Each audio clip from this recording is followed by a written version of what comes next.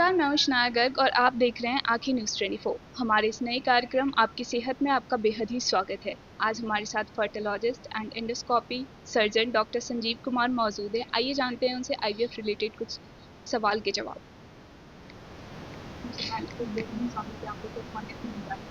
धन्यवाद।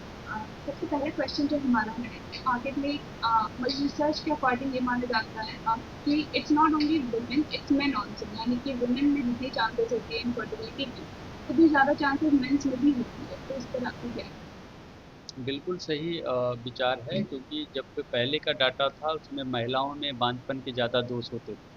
लेकिन आज के समय में अगर हम बात करें तो पुरुष और महिला दोनों में लगभग बराबर बराबर जिम्मेदारी है। यानी कुछ न कुछ दोष पुरुष में है, कुछ दोष महिला में, और लगभग वो 50-50। इसलिए और जिस समय के साथ जो बहुत सारे स्ट्रेस फैक्टर आए, खास करके जो दिनचर्या बदली, सबका बायोलॉजिकल क्लॉक ऑलमोस्ट उल्टा हो गया। जैसे रात में जगना, मल्टीनेशनल कंपनी में लोग काम कर रहे हैं, दिन में सोना। तो बायोलॉजिकल क्लॉक अल्टर होने से जो हमारे शरीर में हार्मोन की गतिविधि है वो सब अल्टर हो जाता है। और स्ट्रेस तरह तरह के होने के चलते कई बार लोग एडिक्शन के भी शिकार हो जाते हैं। मैं ये सारी बातें पुरुषों को लेकर के कह रहा हूँ, क्योंकि किसी भी फैमिली में जिम्मेदारी उनके ऊपर ज़्यादा होता है, खास करके मॉनेटरी गेन करने का या जॉब करके पैसा कमाने का।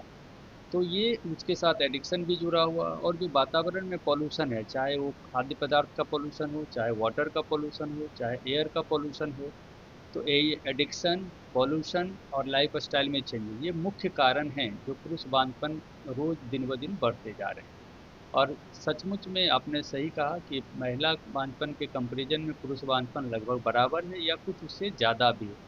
ये अलग बात है कि पितृ प्रधान समाज में पुरुषों की अभी भी मानसिकता है कि नहीं, हम में दोष कैसे हो सकता है, जो कि सरासर गलत है। दोष किसी में भी हो सकती है, पुरुषों में लगभग बराबर या उससे कुछ ज़्यादा ही दोष है। इनफर्टिलिटी का एकमात्र सोर्स क्या आईवीएफ ही है या फिर इससे हटकर भी कोई प्रोसीजर होते हैं? बहुत ही सटीक सवाल आपने पूछा, क्योंकि जब हम अखबारों के बड़े बड़े इश्तहारों को देखते हैं या रेडियो पे या टीवी पे देखते हैं, तो मन में आता है कि बच्चा नहीं हो रहा है तो मुझे आईवीएफ करवा लेना चाहिए, जो कि सरासर गलत है। आईवीएफ एक इलाज है, ट्रीटमेंट का एक तरीका है, निसंतानता निवारण का एक सार्थक तरीका है, इसमें कोई दो राय नहीं। लेकिन दो तिहाई लोगों को आईवीएफ की ज़रूरत नहीं पड़ती। जैसे मैं अगर बताऊं कि अगर पुरुष बांझपन के चलते दिक्कत हो रही, तो पुरुष बांझपन में 10% ऐसे लोग होंगे जिनको आईवीएफ की ज़रूरत पड़ेगी। रेस्ट जो भी चीज़ है उनको आईयूआई जैसे इलाज से बच्चा किया जा सकता है। उसी तरह से महिला बांझपन में अगर हम ट्यूब की बंदी है या अंडेदानी में कुछ ऐसी दोष है, तो उसे दूरबीन सर्जरी का सहारा लेकर के हम लोग निजात पा सकते हैं। कई बार ट्यूब की बंदी खुल भी जाती है।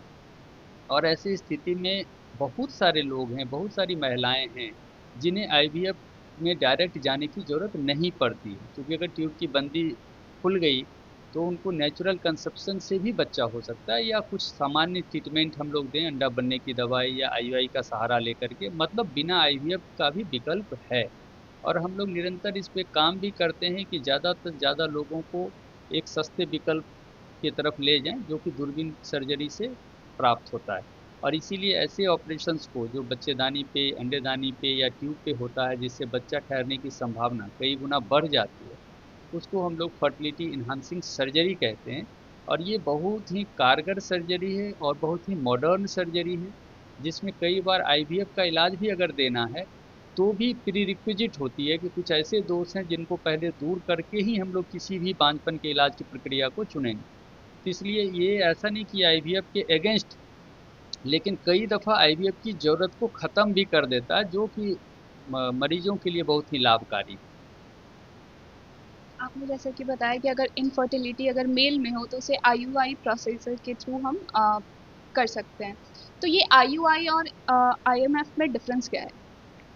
जैसे अगर हम बात करें आईयूआई का, तो ये सिंपल सा है कि ये लगभग नेचुरल प्रक्रिया है कि महिला को अंडा बनने की दवाई देते हैं, फिर अल्ट्रासाउंड से फॉलिकुलर मॉनिटरिंग करके हम लोग ये चेक करते हैं कि अंडे बने, फिर इंजेक्शन अंडा रप्चर होने के लिए देते हैं। तो ये सारी मॉनिटरिंग अल्ट्रासाउंड के गाइडेंस में होती है। जब ये सारी तैयारी हो जाती है, बच्चेदानी के अंदर झिल्ली भी प्रॉपर बन गया, अंडा रप्चर हो गया, तब हम लोग स्पर्म का प्रिपरेशन करते हैं। स्पर्म का प्रिपरेशन का सिंपल मतलब है कि जब कई बार पुरुष बांझपन में उनके काउंट में, गति में, आकार प्रकार में कुछ दोष है, या कहीं पे नील शुक्राणु है, जैसे उनका हार्मोन की जांच से भी पता चला कि अब उसमें स्पर्म नहीं बन सकता है, तो उसमें डोनर स्पर्म का सहारा लेना पड़ता है, और उस स्पर्म को प्लास्टिक कैथेटर आती है जिसको आईयूआई कैथेटर बोलते हैं, उसमें लेकर के नेचुरल जो रास्ता है, जैसे बच्चेदानी का ये मुंह है, सर्विक्स के थ्रू बच्चेदानी के अंदर स्पर्म को ले जाते हैं। इस प्रक्रिया को हम लोग आईयूआई कहते हैं। मतलब आप ऐसे समझिए, किसी बिल्डिंग में आप ग्राउंड फ्लोर से चौथी मंजिल जाना है, तो आप सीढ़ी से नहीं जाके सीधा लिफ्ट से जा रहे हैं, फिर वहाँ पे जाके अपने ऑफिस में जो वर्क है वो कर रहे हैं। तो यहाँ से ये स्पर्म जाने के बाद खुद से अंडे को ढूंढ के मिलते हैं और भ्रूण बनते हैं, और आगे की प्रक्रिया जैसे नेचुरली होती है सेम हो रहा है। तो आईयूआई एक ऐसी सरल प्रक्रिया है जिससे, और सरल और सस्ती भी, आईवीएफ की तुलना में काफ़ी सस्ती है, जो बहुत ही लाभकारी है, स्पेशली पुरुष बांझपन में जहां नील शुक्राणु है और बनने की संभावना नहीं है या अंदर भी कोई प्रोडक्शन नहीं हो रहा है। तो इसीलिए, और महिला के लिए भी इम्पोर्टेंट है कि अगर किन्हीं के बच्चेदानी के मुंह पे कोई दोष है, जाम है, या सर्वाइकल फैक्टर बोलते हैं, या एंटी स्पर्म एंटीबॉडी है, बहुत सारे मैकेनिकल बैरियर हैं, तो ये स्त्री और पुरुष दोनों बांझपन के लिए एक समुचित इलाज है जिसको हम लोग आईयूआई कहते हैं, और इसकी सफलता रेट भी बहुत अच्छी है। फर्टिलिटी इन्हांसिंग सर्जरी क्या होती है? फर्टिलिटी इन्हांसिंग सर्जरी बच्चेदानी पे या अंडेदानी पे या ट्यूब पे होने वाले ऐसे सर्ज ऑपरेशंस, खास करके आज के ज़माने में इंडोस्कोपिक सर्जरी होती है, दूरबीन से होती है, ऐसे ऑपरेशन जिससे कि बच्चा ठहरने की संभावना कई गुना बढ़ जाती है। जैसे अंडेदानी में मान लीजिए एक सिस्ट है, या एक पॉलीसिस्टिक ओवरी, बहुत ही कॉमन बीमारी है, कॉमनेस्ट इंडोक्राइनोपैथी है रिप्रोडक्टिव एज ग्रुप का। तो ऐसी स्थिति में जब ओवरी का बहुत ज़्यादा वॉल्यूम हो, एएमएच काफ़ी हाई हो, अंडा बनाने का प्रयास फेल है, तो दूरबीन से ओवेरियन ड्रिलिंग करते हैं और उससे बच्चा होना आसान हो जाता है, मतलब अंडा बनाना आसान हो जाता है, जिससे हम जो भी प्रक्रिया चुनें, आईवीएफ का या नॉन आईवीएफ का, उसमें सहारा मिलता है। उसी तरह से ट्यूब की कई दफ़ा बंदी है, अगर दोनों में कोई एक भी ट्यूब खुल गया तो नेचुरली भी बच्चा हो सकता है, अगर ट्यूब की बंदी रहेगी तो हमें आईवीएफ की तरफ ही जाना पड़ेगा। तो ये फर्टिलिटी इन्हांसिंग सर्जरी के द्वारा हम लोग ट्यूब की बंदी को खोलते हैं, जो कि 100 लोगों की अगर ट्यूब की बंदी है तो 2/3 लोगों की ट्यूब की बंदी खुलती है, यानी 2/3 लोग आईवीएफ से बिना बच्चा प्राप्त कर सकते हैं।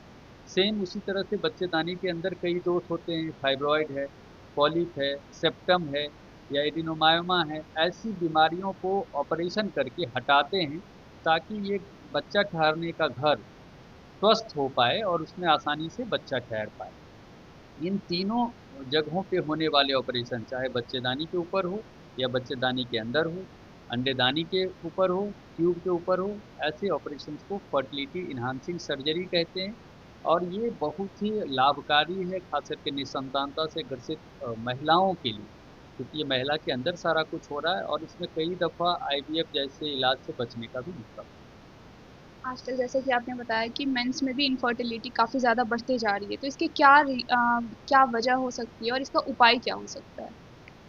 मैंने पुरुष बांझपन के बारे में बोला कि इसकी इंसिडेंस, मानी इसकी संख्या दिन ब दिन बढ़ती जा रही है, यानी महिला के बराबर या महिला में जितने परसेंटेज हैं उनसे कुछ ज़्यादा भी हो रही है। एक जो मुख्य कारण है, खास करके जो मल्टीनेशनल कंपनी में जॉब, या ओवरऑल जो लेट से शादी होने से बॉडी बॉडी में बायोलॉजिकल चेंजेस सबके होते हैं।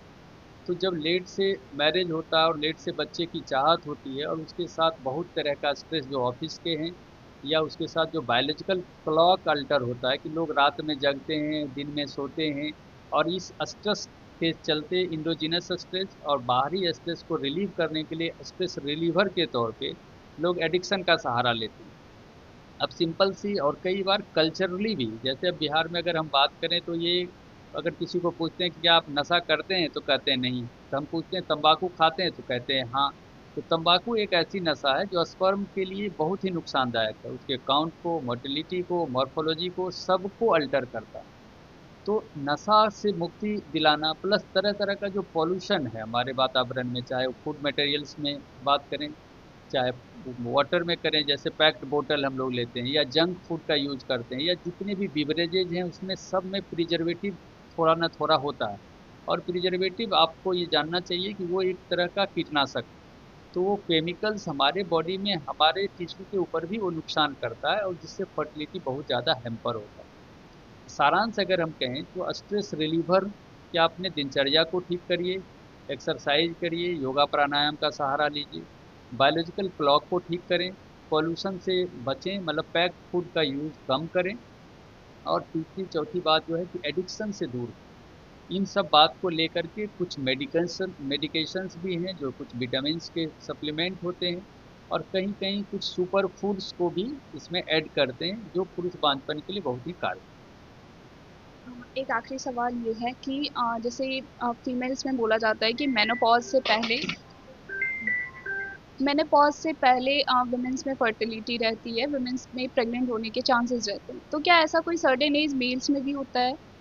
देखिए, पुरुषों में ऐसा कोई एज अभी तक तो निर्धारित नहीं हुआ है, लेकिन हाँ ये जरूर है कि एज का असर महिला और पुरुष दोनों पे होता है, और कुछ ऐसी बीमारियां हैं जो आने वाले जनरेशन में होने की संभावनाएं बढ़ती है। जैसे पुरुषों में अगर ज़्यादा उम्र पे बच्चे हों तो उनके बच्चे को मार्फन सिंड्रोम बोलते हैं, या कुछ और भी जेनेटिक डिजीजेज हैं जिनके संभावना बढ़ते हैं।